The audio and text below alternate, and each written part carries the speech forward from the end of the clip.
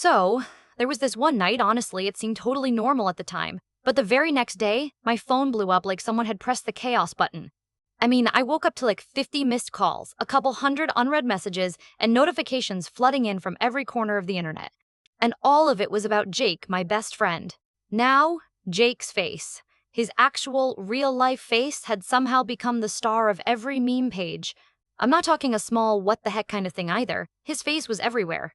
Twitter threads, Instagram stories, Reddit posts. It was like overnight he was the unofficial mascot of internet absurdity. And give me a break, this all happened without Jake having even the tiniest clue at first. To rewind a bit, this all started at a party just a few days before the internet went wild. You know, just your standard weekend hangout at this friend's place in the suburbs, nothing fancy. People were joking around, there was some loud music, you could smell pizza somewhere nearby. It was typical college midweek chaos. We were all just killing time, having a laugh. Somewhere deep into the night, Jake, who rarely takes himself seriously, was doing his usual flaily dancing thing while trying to imitate this ridiculous TikTok move. Someone whipped out a phone to film the moment.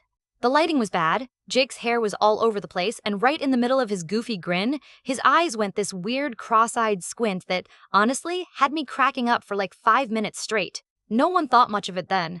I saw the clip, laughed, and kind of forgot about it. But apparently that single frame, this perfect blend of confused, goofy, and what did I just see, was turbocharged on the internet. By the time dawn broke, people I hadn't talked to in years were tagging me like it was an international emergency. I had to check it out, and there it was. Jake's face, bug-eyed, mouth half open like he was mid-chew, caught in this ridiculously awkward expression that could only mean, I have no clue what's happening, but I'm in it anyway. That face was captioned in every way imaginable, from sarcastic life advice to existential crises humor. Somehow, it had captured something absurdly universal, and it was spreading like wildfire. At first, I seriously thought it was a joke someone made on Photoshop. But no, it was legit from that party video, the one I'd half forgotten. Images and GIFs of Jake were popping up everywhere, with strangers commenting, tagging friends, and even strangers on the bus were sending me screenshots just because they happened upon him randomly. And Jake? Totally out of the loop. He had no idea his face had become this global inside joke until I called him at noon, nearly gasping, "Dude, are you sitting down?" There was this utterly confused silence on the other end before a slow, "Wait, what? Why?" came from him.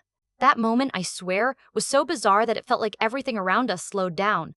The idea that Jake, who generally hated the spotlight and could barely handle a loud room, had become this viral sensation overnight was just surreal. So yeah, that's how it all exploded from a dumb clip at a party into something that suddenly dominated my life and Jake's without warning. And honestly, watching it unfold was one wild ride I never saw coming. Jake's the kind of guy who's the opposite of a spotlight seeker. Like, if being low-key was an Olympic sport, he'd have more gold than Michael Phelps. He's got this laid-back vibe, always kind of half-smiling like the world's one big weird inside joke he's not even bothered trying to explain. And honestly, it's part of why we clicked so well. He's the master of tripping over his own feet but somehow making it look like intentional dance moves, which, for someone with 2 left feet, is basically a superpower. So, on that night of the infamous party, you'd expect nothing more than a chill hangout with a few friends sprawled across couches, mixing some bad beer with questionable dance moves. The place was Jake's buddy Tom's parents' house in our sleepy suburban neighborhood, one of those giant, echoey living rooms filled with random art and a fridge perpetually full of snacks but empty of actual food. We all showed up around 8, keeping it casual, you know. Just the usual crew: me, Jake, Mia, Jake's girlfriend, who's basically the calm to his storm, plus a handful of other friends who usually congregate around for these midweek let's pretend to be social nights. Nothing was out of the ordinary until Jake, fueled by whatever combination of bad music and peer pressure, tried to do that TikTok dance move that involves way too much flailing of arms.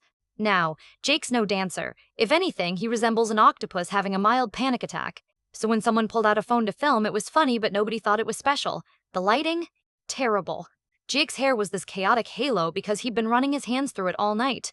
And then came that moment, mid-flail, mid-grin, where his eyes did this ridiculous cross-eyed squint and his mouth was caught halfway between a laugh and a confused, "What the heck am I doing?" face. That frame. Oh man, that exact frame was nothing short of pure internet gold. But back then, we were just laughing along, the kind of chuckling that makes your stomach hurt a little. Jake, as usual, rolled with it, making some dumb joke about the next viral sensation from suburbia. Mia tried not to laugh and failed spectacularly. I figured the clip would fade into the usual oblivion of party antics posted and forgotten within a day. But nah, it didn't fade, not even close. Once the meme started picking up steam, it wasn't just 1 or 2 friends sharing it like a private joke anymore. Suddenly, people from other friend groups, people I barely recognized, even random classmates and distant cousins started tagging Jake. It spread so fast, it was like trying to hold a school of slippery fish in your hands. At first, we cracked jokes about it. Jake, you're famous now, get used to being the face of awkwardness. But then, I noticed something weird. Jake wasn't laughing as much anymore. See, Jake hates attention the way I hate pineapple on pizza with a borderline obsessive passion. So while his accidental meme face was cracked up by basically half the internet, he was slowly realizing that this wasn't just some harmless joke between friends. I caught him staring at his phone one morning, face scrunched in that confused, frustrated way, trying to make sense of a million different captions and edits with his name pinned on all of them. He wasn't angry, more like uncomfortable, like his privacy had just been hijacked by an army of strangers. And here's where it morphed from funny to tricky. The party itself wasn't exactly what you'd call a perfect snapshot. Half the stuff people were guessing about the meme was wildly inaccurate. People assumed Jake was drunk, he was not. Or that he was somehow mocking someone, definitely not. Or that he was making some kind of weird political statement, no. But nothing seemed to matter. The internet decided what that face meant, and no amount of explanation seemed to stick. Then the calls started. Tiny things at first, a weird look from a coworker, a few side eyes when he walked into meetings. But things escalated so quickly it caught us both off guard. Jake's job at the local tech startup is one of those places where everyone thinks they're too cool to care about memes, but secretly, they love the drama. Suddenly, he was the meme guy, and it was awkward at best. Mia was great through all of this, acting like his personal PR agent even though none of this was exactly a dream scenario. She kept saying, "We just need to get ahead of this," but that felt easier said than done. Jake started looking exhausted. He's not one of those people who crave attention or feel comfortable owning the spotlight, and now, he was the unwitting star of a never-ending internet show tuned to the channel of awkwardness. The real kicker? We tried to lean into it at first. I mean, why not, right? If the internet's going to make you famous, maybe you should ride the wave instead of getting crushed by it. So we made some throwaway merch ideas, nothing fancy, a t-shirt with Jake's iconic face and some ridiculous catchphrase we invented mid-laughter. Sent a few samples to friends, shared some low-key posts on social media, and trolled around with the idea of maybe even pitching it somewhere. But every time Jake saw those images or the comments, that uneasy feeling came back. This wasn't him. That goofy, caught-off-guard face had somehow become a caricature, and it was starting to hurt. His friends started snickering a little too loudly when he walked into the room. Some folks even reached out asking for selfies or to chat like they were meeting a celebrity. Jake just wasn't into it. The meme kept evolving too. New captions, weird remixes, even bizarre Photoshop jobs where Jake's head was slapped onto characters from movies or cartoons. It was like watching a snowball roll downhill and become a massive avalanche of ridiculousness. We couldn't stop it, and honestly, no one really tried. Because how do you put the genie back in the bottle when that genie is now a full-blown internet sensation you barely recognize? So here's the thing. What started as a dumb party clip turned into a full-on dilemma for Jake.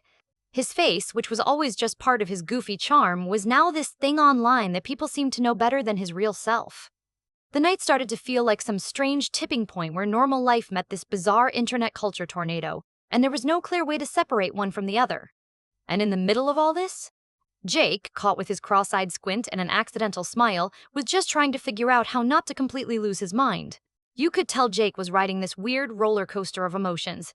One minute, he'd laugh and say, "Well, at least I'm famous for something," and the next, he'd close his laptop with this defeated sigh like the internet had turned into this relentless spotlight he never asked for. It wasn't just harmless viral fame.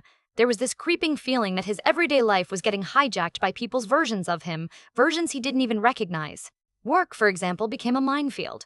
Jake's office was supposed to be a chill place where he could focus on code and maybe sneak in a nap during long meetings. Not a place for memes. But suddenly, every team chat had a new Google Jake meme notification, and coworkers who he barely exchanged 2 words with were sending him gifs of his meme face like it was an inside joke they'd all just discovered.